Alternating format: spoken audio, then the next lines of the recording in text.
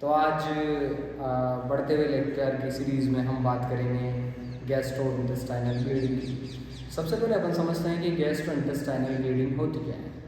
तो इस नाम से अपन को समझ में आ रहा होगा वैसे तो कि गैस्ट्रोइंटेस्टाइनल मतलब जीआई ट्रैक्ट से संबंधित, और ब्लीडिंग तो जो पूरा जीआई ट्रैक्ट है, जीआई ट्रैक्ट मतलब जहाँ से अपन भोजन खाते हैं मुंह से लेकर एनस तक जो जो भोजन के संपर्क में आ रहा है वो सब ट्रैक्ट के अंदर आएगा। उन ऑर्गन्स में कहीं भी ब्लीडिंग हो जाना गैस्ट्रोइंटेस्टाइनल ब्लीडिंग कहलाएगी। ठीक, अब देखते हैं अपन की गैस्ट्रोइंटेस्टाइनल ब्लीडिंग किस तरीके से अपन उन्हें कितने भागों में डिवाइड कर सकते हैं और क्या क्या कोज हो सकते हैं इसके, कहाँ कहाँ गैस्ट्रोइंटेस्टाइनल ब्लीडिंग होगी तो क्या कॉम्प्लिकेशंस आएंगे, सारी चीज़ अपन देखते हैं इस लेक्चर में। चलो बढ़ते हैं। गैस्ट्रोइंटेस्टाइनल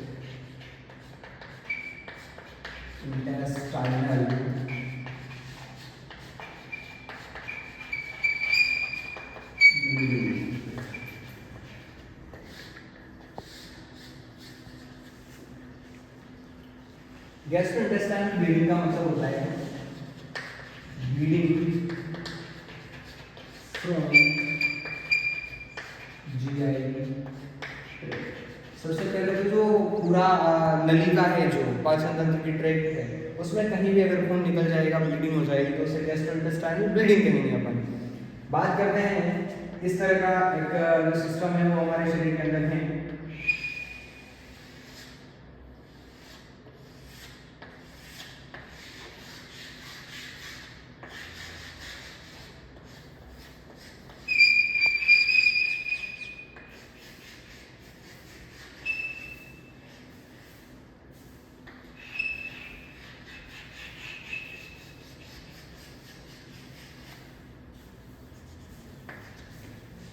ठीक, ये इसोफेगस है, इसोफेगस, ये स्टमक है, ये दुओडेनम है, और ये स्मॉल इंटेस्टाइन है, और ये large intestine, small intestine, large intestine, stomach, oesophagus, duodenum, और ये रेक्टम, और ये एनस। ये तो ऑर्गन्स हो गए जीआई ट्रैक्ट के जहां पर ब्लीडिंग होएगी। ठीक, ये तो हाँ थोड़ा ऊपर कर देता हूँ मैं, दिख नहीं क्या होगा आपको दिखाकर इस तरीके से।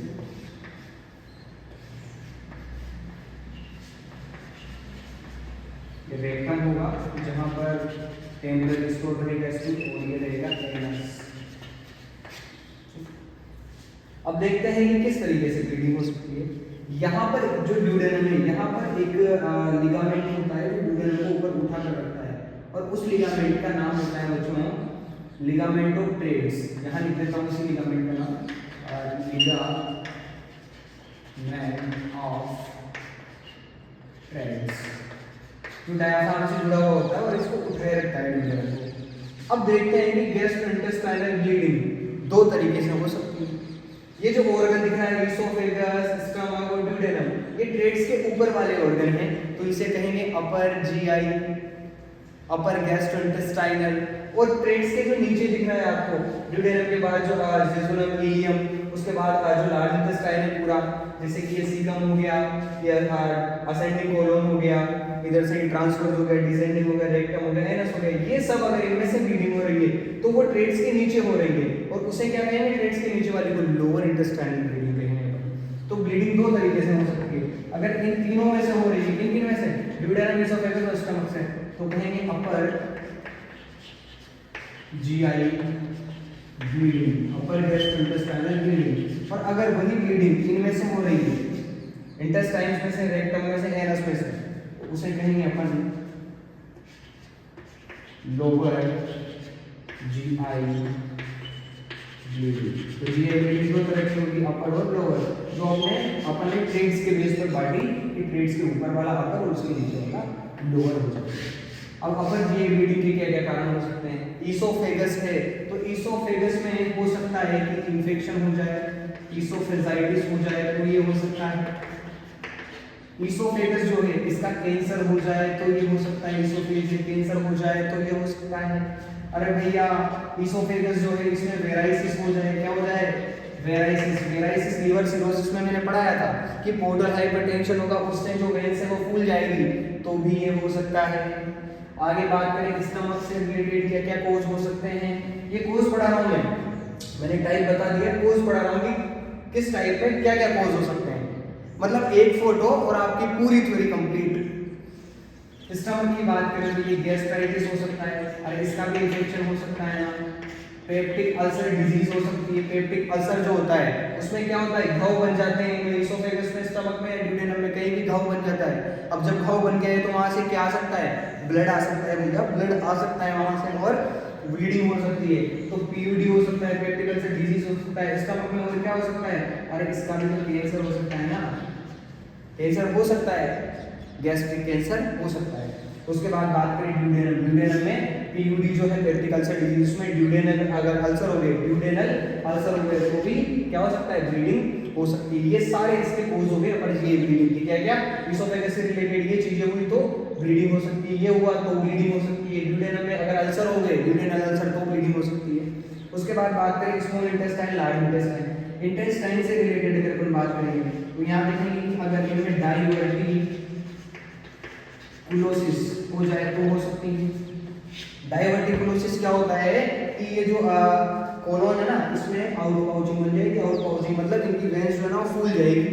अब वेन फूल गई और हार्ड स्टूल चली गई और उनमें रगड़ खा गई है ना, अगर वो रब हुई तो वेन्स रप्चर हो सकती है, आर्टरीज रप्चर हो सकती है, ब्लड वेसल्स रप्चर हो सकती है और ब्लीडिंग हो सकती है। तो भाई साहब ब्लीडिंग हो जाएगी। कैंसर हो सकता है कोलोरेक्टल कैंसर, कोलोन और रेक्टम का कैंसर, ये रेक्टम या कोलोन का कैंसर हो सकता है। अच्छा इसको हेमरोइड्स भी हो सकते हैं, तो भी ये हो सकता है। हेमरोइड्स मतलब पाइल्स हो सकते हैं, तो भी ये हो सकता है। हेमरोइड्स मतलब होता है ना, जो मस्सा नाम जो सुना है अपन ने, वो हेमरोइड्स हो जाएंगे। पाइल्स अगर हो जाएंगे तो ये डिजीज हो सकती है, क्योंकि पाइल्स में वेन जो होती है ना वो सूजकर बाहर लटक जाती है। तो अगर हार्ड स्टूल उनके टच में आया तो हो सकता है। उसके अलावा अपन कह सकते हैं फीसर। फीसर अगर हुआ, फीसर का मतलब होता है टीयरिंग या कट हो जाना रेक्टम या एनस में, तो अगर फीसर हुआ तब भी ये सारी चीजें हो सकती है। तो ये इसके कारण यहाँ पर नजर आ गए अपन को कि ये सारे इसके कारण हो सकते हैं। अब बात करेंगे ये सारे कारण हो गए तो दिखेगा कैसे, क्यों हुआ है। तो अपर जीआई ब्लीडिंग के साइन सिम्टम क्या रहेंगे, और अपर जीआई ब्लीडिंग के साइन सिम्टम में अपन बात करें तो सबसे पहला साइन सिम्टम तो रहेगा खून निकलना उल्टी में, जिसे कहते हैं अपन हीमेसिस। सबसे पहले तो उल्टी में खून निकलेगा, क्योंकि खून निकल रहा है, पूरा खून में हो रहा है तो उल्टी में खून निकलेगा, हीमेटेमेसिस होगा। दूसरा क्या हो सकता है हीमेटेमेसिस के साथ साथ कि भाई साहब हीमेटेमेसिस हो रहा है पर मेलेना भी होगा। अरे मेलेना क्यों होगा, क्योंकि हीमेटेमेसिस पूरी जो ब्लड निकला है स्टमक में, अपर जीआई में पूरा जो ब्लड निकला है वो पूरा ही थोड़ी बाहर आ जाएगा, थोड़ा बहुत अंदर भी बचेगा और अंदर बचेगा तो स्टूल के साथ आएगा। अरे हीमेटेमेसिस का मतलब है वोमिट प्लस ब्लड, वोमिटिंग में क्या आना, ब्लड आएगा, और इसका मतलब है स्टूल में ब्लड आ जाना। स्टूल में क्या आ जाना, ब्लड आ जाना, वो क्या कहलाएगा, मेलेना। इसके अलावा यहाँ पर होगा एपिगैस्ट्रिक पेन। एपिगैस्ट्रिक पेन, इस एपिगैस्ट्रिक पेन, इस एरिया में पेन होगा यहाँ पर। अपर जो एरिया होता है, जो क्वाड्रेंट अपन बांटते हैं, तो जो एपिगैस्ट्रिक एरिया होता है उसमें पेन होगा यहाँ पर, ठीक। तो ये इसके साइन हो जाएंगे। अगर लोअर जीआई की मैं बात करूँ तो इसमें होगा भैया हीमेटोचेजिया। क्या होगा, हीमेटोचेजिया होगा। हीमेटोचेजिया क्या होता है, fresh blood in stool. Fresh, मैं कह रहा हूँ मेलेना का मतलब स्टूल में ब्लड आना होता है, लेकिन मेलेना रहेगा कि ब्लड जो है, जो ब्लड है वो क्लोटेड है, फ्रेश नहीं है। ब्लड क्या है, क्लोटेड है, फ्रेश नहीं है। तो मेलेना कहेंगे अगर फ्रेश ब्लड आया है, नया नया ब्लड आया है तो उसे हीमेटोचेजिया कहेंगे। मतलब स्टूल में दो तरीके से ब्लड आ सकता है, तो फ्रेश ब्लड हो सकता है या क्लोटेड ब्लड। अगर थोड़ा टाइम से ब्लड आया, क्लोटेड आया है, डार्क रेड आया है तो वो मेलेना होगा। फ्रेश आया है, ब्राइट रेड आया है, वो हीमेटोचेजिया होगा। इसमें मेलेना भी हो सकता है। अरे मेलेना हो सकता है ना इसमें, मान लो ब्लीडिंग यहाँ हुई हो तो यहाँ तक आते आते तो इसे टाइम लगेगा, मेलेना हो सकता है। और अगर ब्लीडिंग यही हुई हो सिर्फ रेक्टम में और एनस में, ब्लीडिंग रेक्टम एनस में लार्ज इंटेस्टाइन के निचले हिस्से में हुई हो तो तुरंत ब्लड आ जाएगा, तो हीमेटोचेजिया हो जाएगा। और यहाँ पर एब्डोमिनल पेन देखने को मिलेगा, एब्डोमिनल पेन देखने को मिलेगा आपको। ये इसके साइन सिम्टम हो गए। और दूसरा इसके कॉम्प्लिकेशंस क्या क्या हो सकते हैं, इसके कॉम्प्ली हो सकते हैं बच्चों, कॉम्प्लिकेशन कॉम्प्लिकेशन ऊपर लिखा हुआ है, नीचे आपको नजर आ रहा होगा। अब जो लिख रहा हूँ वो कॉम्प्लिकेशन है हाइपोवोलेमिक शॉक, हाइपोवोलेमिक शॉक। अरे हाइपोवोलेमिक शॉक कैसे हो सकता है? एक साथ इसोफेगस फट गई, इसोफेगस में प्रेशर पड़ा तो वेराइसिस हो रहा था, एक साथ इसोफेगस फट गई, जैसे इसोफेगस फटी वैसे खून ही खून। अब खून तो इसोफेगस में आ गया सारा ही, जाना कहाँ था? शरीर में जाना था, और कहाँ आ गया? इसोफेगस में आ गया। अब क्या होगा? मतलब इसोफेगस फट गई तो इसोफेगस के थ्रू गैस्ट्रोइंटेस्टाइनल ट्रैक्ट में आ गया, पर बॉडी में जाना चाहिए था, तो शॉक हो जाएगा क्योंकि ब्लड की कमी आ जाएगी, और ब्लड एक फ्लूइड है तो उसे हाइपोवोलेमिक शॉक कहेंगे, वॉल्यूम की कमी आ जाएगी ब्लड की, तो हाइपोवॉल्यूम, कम वॉल्यूम का शॉक हो जाएगा। ठीक। और दूसरी बात करें एनीमिया हो सकता है, इसको एनीमिया क्यों हो सकता है? अरे रोज 2-2 बूंद खून निकल रहा है, 2 बूंद बन ही नहीं रहा है ना। एग्जांपल के थ्रू समझा रहा हूं मैं, मतलब कि रोज जितना खून निकल रहा है उतना नहीं बन रहा, तो एनीमिया होना संभावित है कि एनीमिया होगा। तो ये सारे इसके आपने देख लिया कि अपर जीए ब्लीडिंग क्या होती है, लोअर जीए ब्लीडिंग क्या होती है, इसके कॉजेस क्या क्या रहेंगे, किस ऑर्गन से संबंधित क्या कॉज रहेंगे। उसके बाद आपने देख लिया कि अपर जीए ब्लीडिंग में क्या क्या साइन सिम्टम आएंगे, लोअर में क्या क्या साइन सिम्टम आएंगे। लोअर कभी भी हीमेटोमेसिस नहीं कर सकता, अपर मेलेना कर सकता है लेकिन लोअर हीमेटोमेसिस नहीं कर सकता। यहां से नीचे आते ही हीमेटोमेसिस नहीं होगा, स्टमक का कंटेंट बाहर जा सकता है। ठीक। इसके बाद हम बात करते हैं कि इसकी क्या क्या डायग्नोस्टिक इवैल्यूएशन होगी, किस तरीके से पता लगा सकते हैं अपन इसके डायग्नोस्टिक इवैल्यूएशन क्या क्या होंगे।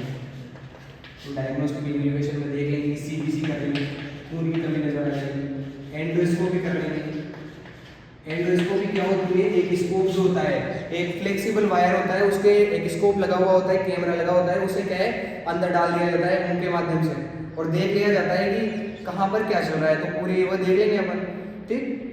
किस जगह पर क्या हो रहा है, किस जगह पर क्या नहीं हो रहा, कहाँ पर टीयर लग रहा है, कहाँ पर कट लग रहा है, सब दिख जाएगा उस कैमरे में, सामने स्क्रीन लगी रहेगी, उसमें दिखता रहेगा अपन को एंडोस्कोप में।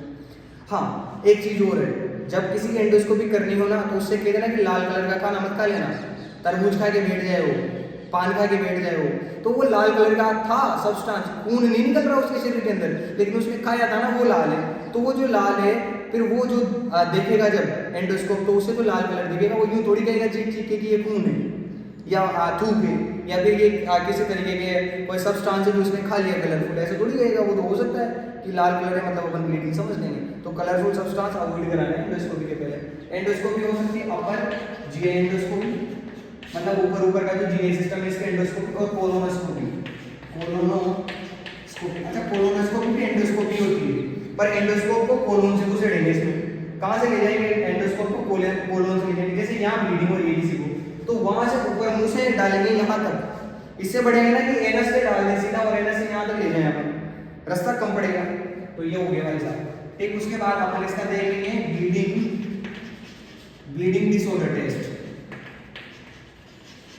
मतलब कोई ब्लीडिंग डिसऑर्डर तो नहीं है ना। एक टेस्ट तो ये हो गया, एक एंडोस्कोपी हो गई, सीबीसी हो गई। ठीक है, इस तरीके से इसके टेस्ट कर लेंगे अपन। उसके बाद स्टूल टेस्ट भी कर लेंगे, स्टूल में ब्लड तो नहीं आएगा, ये इसके टेस्ट कर लेंगे।